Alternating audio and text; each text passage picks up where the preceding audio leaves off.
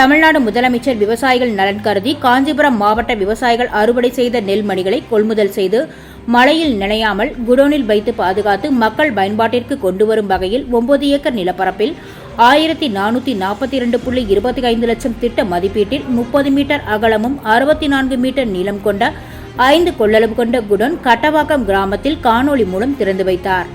அதனைத் தொடர்ந்து உத்திரமேரூர் சட்டமன்ற உறுப்பினர் க. சுந்தர் தலைமையில் குத்துவிளக்கு ஏற்றி ரிப்பன் வெட்டி திறந்து வைத்தார்.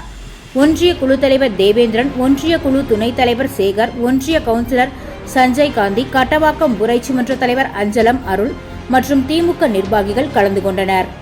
சான்றோர் குரல் செய்திகளுக்காக காஞ்சிபுரம் செய்தியாளர் ஆகாசுடன், செய்தி வாசிப்பாளர் முத்துலட்சுமி. செய்திகளை உடனுக்குடன் தெரிந்து கொள்ள சான்றோர் குரல் பக்கத்தை ஃபாலோ